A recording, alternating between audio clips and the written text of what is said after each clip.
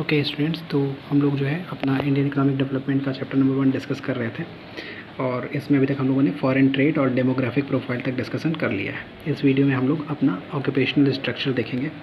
तो occupational structure का मतलब पहले समझ लेते हैं। ऑक्यूपेशनल स्ट्रक्चर का मतलब होता है कि देश की जो टोटल वर्किंग पॉपुलेशन है, टोटल वर्किंग पॉपुलेशन यानी कि जो लोग काम कर रहे हैं वो लोग किस किस काम में या किस किस सेक्टर में लगे हुए हैं। तो ऑक्यूपेशनल स्ट्रक्चर जो है हमारा या किसी भी देश का ऑक्यूपेशनल स्ट्रक्चर 3 सेक्टर्स में डिवाइड होता है।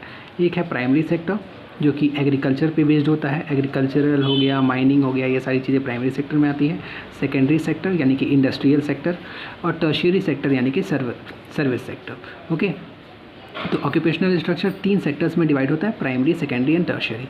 अब हम देखेंगे कि हमारी जो वर्किंग पॉपुलेशन थी 1951 में, हमारी जो वर्किंग पॉपुलेशन थी वो किस सेक्टर में ज़्यादा लगी हुई थी, किस सेक्टर में कितनी लगी हुई थी। ओके, तो इस ऑक्यूपेशनल डिस्ट्रीब्यूशन को समझने के लिए एक चार्ट दे रखा है, इसी चार्ट को हम लोग देखते हैं। ओके, देखो हमारा जो ऑक्यूपेशनल स्ट्रक्चर है, ऑक्यूपेशनल स्ट्रक्चर, उसके लिए ये चार्ट दे रखा है। देखो हमारा जो प्राइमरी सेक्टर था ना, प्राइमरी सेक्टर में क्या क्या चीज़ें आती थी? Agriculture, agricultural labour, forestry, fisheries, animal husbandries, plantation and mining, ये सारी चीज़ें प्राइमरी सेक्टर में आती हैं। तो हमारा जो टोटल पॉपुलेशन था उस टोटल पॉपुलेशन का 72.7% पॉपुलेशन किस पे डिपेंड था? प्राइमरी सेक्टर पे डिपेंड था। और सेकेंडरी सेक्टर पे जो है, सेकेंडरी सेक्टर जो कि सबसे ज़्यादा मोस्ट इम्पॉर्टेंट सेक्टर होता है किसी भी देश की डेवलपमेंट के लिए, ग्रोथ के लिए सबसे मोस्ट इम्पॉर्टेंट सेक्टर है सेकेंडरी सेक्टर यानी कि इंडस्ट्रियल सेक्टर। ठीक है, जैसे कि आज देखो आप, चाइना हुआ, यूएसए हुआ, इंग्लैंड हुआ, ये सब हमसे आगे क्यों है? क्योंकि इनकी इंडस्ट्रियल सेक्टर यानी कि जो सेकेंडरी सेक्टर है वो बहुत ज़्यादा कंट्रीब्यूट करता है जीडीपी में। जीडीपी का मतलब है कि टोटल ग्रॉस डोमेस्टिक प्रोडक्शन, यानी कि देश की इनकम में सबसे ज़्यादा कंट्रीब्यूशन इन सब देशों का इंडस्ट्रियल सेक्टर यानी कि सेकेंडरी सेक्टर करता है। लेकिन हमारे यहाँ क्या कंट्रीब्यूशन था, या हमारे यहाँ कितने % पॉपुलेशन सेकेंडरी सेक्टर में लगी थी? केवल 10.1% पॉपुलेशन जो है वो सेकेंडरी सेक्टर में लगी हुई थी। ओके, केवल 10.1% लोग जो है सेकेंडरी सेक्टर में लगे हुए थे। अब सेकेंडरी सेक्टर में क्या क्या चीज़ें आती हैं? इंडस्ट्रीज़ आती हैं। क्या क्या? Small and large scale industries and building construction. तो ये दोनों एक तरह से इंडस्ट्री ही हुआ, कंस्ट्रक्शन इंडस्ट्री हो गया और आपका प्रोडक्शन इंडस्ट्री हो गया। ओके, इसके बाद तीसरा यानी कि टर्शियरी सेक्टर में जो है trade and commerce, transport, storage and communication and other service यानी कि सर्विस सेक्टर आता है। इंश्योरेंस सर्विस हो गया, ठीक है, इंश्योरेंस सर्विस हो गया, कम्युनिकेशन सर्विस हो गया, ट्रांसपोर्ट सर्विस हो गया, ठीक है, जितनी भी सर्विसेज हैं वो सारी इसमें आती हैं। सॉफ्टवेयर कंपनियां हो गई, ये सारी चीज़ें टर्शियरी सेक्टर में आती हैं। तो हमारा जो 17.2% पॉपुलेशन का था वो इसमें, यानी कि 17.2% पॉपुलेशन टर्शियरी सेक्टर में लगा हुआ था। और इन तीनों सेक्टर से जो टोटल प्रोडक्शन होता है, इन तीनों सेक्टर से जो टोटल प्रोडक्शन होता है ना, इन्हीं तीनों सेक्टर्स के टोटल प्रोडक्शन से ही जीडीपी बनती है। कहने का मतलब ये है कि जो ऑक्यूपेशनल स्ट्रक्चर में primary sector, secondary sector and tertiary sector है, इन तीनों से जो प्रोडक्शन होगा, इन तीनों का जो सम होगा प्रोडक्शन का, वो हमारी जीडीपी शो करती है। जीडीपी का मतलब ग्रॉस डोमेस्टिक प्रोडक्शन, ठीक है, यानी कि हमारे देश का जो है कितना कैसा ग्रोथ हो रहा है। जीडीपी क्या शो करती है कि हमारे देश का ग्रोथ रेट क्या है। ओके, ग्रॉस डोमेस्टिक प्रोडक्शन कितना है, कितना टोटल प्रोडक्शन हो रहा है और हमारे देश का जो है ग्रोथ कैसा हो रहा है। तो आप क्या देख रहे हो कि सबसे ज़्यादा लोग जो है प्राइमरी सेक्टर में लगे हुए थे, सेकेंडरी सेक्टर में सिर्फ 10.1% लोग लगे हुए थे, जो कि मोस्ट इंपॉर्टेंट सेक्टर है for the development of any country. किसी कंट्री के लिए जिसकी डेवलपमेंट के लिए सबसे ज़्यादा इंपॉर्टेंट अगर है तो वो सेकेंडरी सेक्टर है, जिसके बारे में मैंने डिस्कशन किया है कि चाइना, यूएसए, इंग्लैंड, इन सबों में सेकेंडरी सेक्टर पर ज़्यादा फोकस किया जाता था। ठीक है, और टर्शियरी सेक्टर जो कि सर्विस सेक्टर है, आज के डेट में, प्रेजेंट सिनेरियो में, आज के डेट में टर्शियरी सेक्टर पे सबसे ज़्यादा फोकस किया जा रहा है। इंडिया में सबसे तेज़ रैपिड ग्रोथ अगर किसी सेक्टर में हुआ है तो वो टर्शियरी सेक्टर यानी कि सर्विस सेक्टर में हुआ है। तो जो कि 17.2% उस समय थी, पॉपुलेशन का 17.2% लोग टर्शियरी सेक्टर में थे। ठीक है, ओके, लोगों ने क्या देखा कि भाई ऑक्यूपेशनल स्ट्रक्चर का मतलब कि प्राइमरी सेक्टर में कितने लोग लगे हैं, सेकेंडरी सेक्टर में कितने लोग लगे हैं और टर्शियरी सेक्टर में कितने लोग लगे हैं। तो और इन तीनों सेक्टर का जो सम होता है, इन तीनों सेक्टर से जो प्रोडक्शन होता है उसका टोटल जीडीपी कहलाता है, यानी कि ग्रॉस डोमेस्टिक प्रोडक्शन कहलाता है। ओके, ग्रॉस डोमेस्टिक प्रोडक्शन यानी कि हमारा ग्रोथ रेट शो करता है कि कितना ग्रोथ रेट है। ठीक है, आगे देखते हैं हम लोग। इस टेबल को और क्लासीफाई करते हुए जो है ओवरऑल प्राइमरी सेक्टर में जो है लगभग कितने लोग 72.7% लोग प्राइमरी सेक्टर में लगे हुए हैं, जिसमें से एग्रीकल्चर पे 50% और एग्रीकल्चरल लेबर पे 19.7% and fisheries, forestry, animal husbandry, plantation in सब में 2.4% और माइनिंग में 0.6% लोग लगे हुए थे। इतना जो है कंट्रीब्यूशन जीडीपी में था। और सेकेंडरी सेक्टर में भी ऐसे ही जो है ओवरऑल 10.1% सेकेंडरी सेक्टर में लगे हुए थे, जिसमें से 9% लोग स्मॉल और लार्ज स्केल इंडस्ट्री में लगे थे और बिल्डिंग कंस्ट्रक्शन में 1.1% लगे थे। टर्शियरी सेक्टर में 5.2% जो है ट्रेड एंड कॉमर्स में लगे हुए थे, यानी कि बिजनेस वगैरह में लगे हुए थे, और 1.4% transport and storage and communication service में लगे थे, और अदर सर्विसेज यानी कि इंश्योरेंस सर्विस, बैंकिंग सर्विस, इन सब में लगभग 10.6% लोग लगे हुए थे।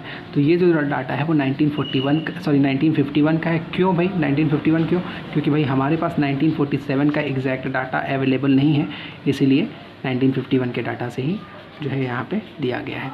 अब हम लोग जो है इसको डिटेल में देखते हैं कि ऑक्यूपेशनल स्ट्रक्चर का जो 3 पॉइंट दे रखा है कि कंडीशन क्या थी उस समय हमारे ऑक्यूपेशनल स्ट्रक्चर की, उसके लिए ये जो कुछ पॉइंट्स दे रखे हैं इन पॉइंट्स को डिस्कस करते हैं। ओके, तो ऑक्यूपेशनल स्ट्रक्चर को जो है क्लियर करने के लिए 3 पॉइंट दे रखा है, इन तीनों पॉइंट को हम लोग डिस्कस करते हैं। तो पहला जो पॉइंट है वो एग्रीकल्चर के बारे में है कि जो हमारा प्राइमरी सेक्टर है उसके बारे में।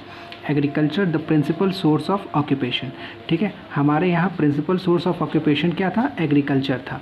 जैसा कि डाटा में हम लोगों ने डिस्कस किया कि हमारे देश की 72.7% वर्किंग पॉपुलेशन किस में लगी हुई थी? एग्रीकल्चर में लगी हुई थी।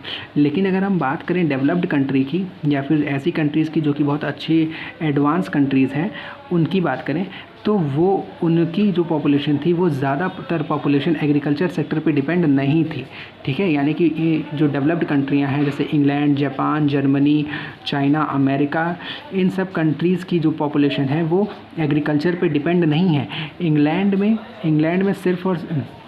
इंग्लैंड और अमेरिका में सिर्फ और सिर्फ 2% लोग जो है एग्रीकल्चर पे डिपेंड है, और जापान में 12% एंड जर्मनी में 4% लोग जो हैं एग्रीकल्चर पे डिपेंड है।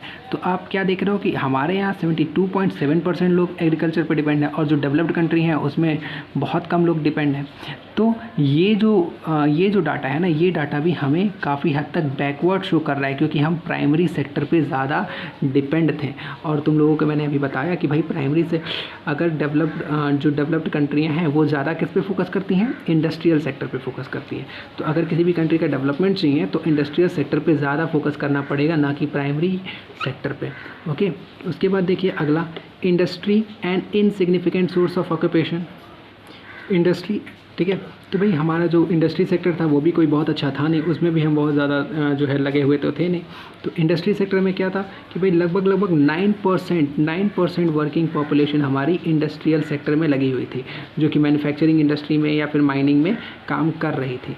लेकिन वही अगर हम डेवलप्ड कंट्री यूएसए की बात करें, इंग्लैंड की बात करें, जापान की बात करें, तो यूएसए में वर्किंग पॉपुलेशन का लगभग 32% लोग जो है इंडस्ट्री सेक्टर में लगे हुए हैं, और इंग्लैंड में 42% लोग इंडस्ट्री सेक्टर में लगे हुए हैं, और जापान में 39% लोग लगे हुए हैं। और अगर चाइना का डाटा जोड़ दिया जाए तो चाइना तो बहुत आगे चला गया है, चाइना तो बहुत ज़्यादा जो है उसका डाटा अगर आ जाए तो और ज़्यादा आगे चला जाए, इन तीनों को फेल कर दे वो, ठीक है। चाइना में तो जो है इंडस्ट्री सेक्टर में बहुत ज़्यादा लोग लगे हुए हैं, ठीक है।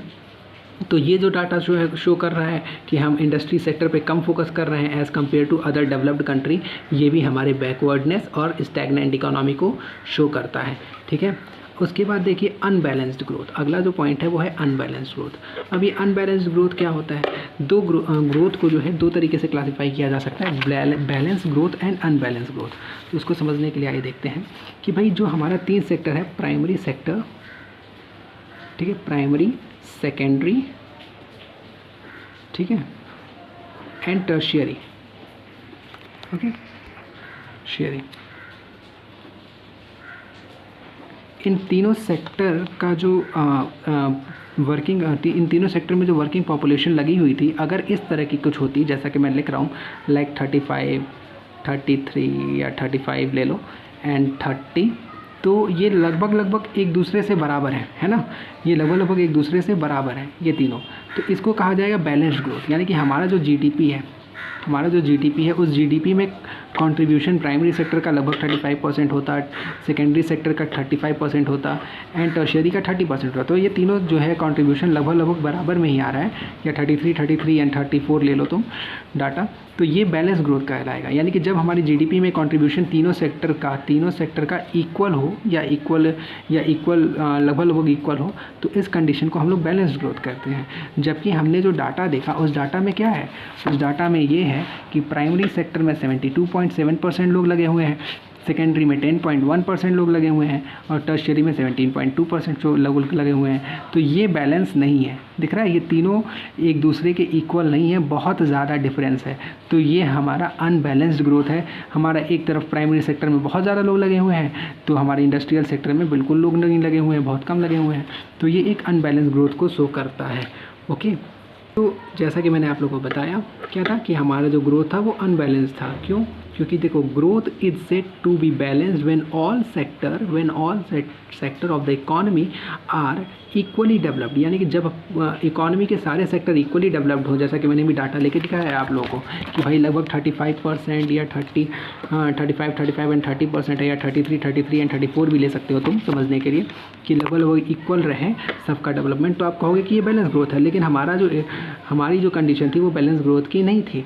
ठीक है, इंडिया में क्या था, इंडिया में प्राइमरी सेक्टर पे बहुत ज़्यादा लोग डिपेंड हैं, तो सेकेंडरी एंड टर्शियरी पे एकदम ना के बराबर लोग डिपेंड हैं, जिसके वजह से इंडियन इकोनॉमी जो थी वो लॉपसाइडेड थी। लॉपसाइडेड यानी कि एक तरफा इकोनॉमी रह गई और बैकवर्ड होती चली गई। ठीक है, तो इस वीडियो में बस इतना ही। ऑक्यूपेशनल स्ट्रक्चर हम लोग डिस्कस कर चुके हैं। अब अगला वीडियो जो आएगा infrastructural development on the eve of independence का आएगा। ओके।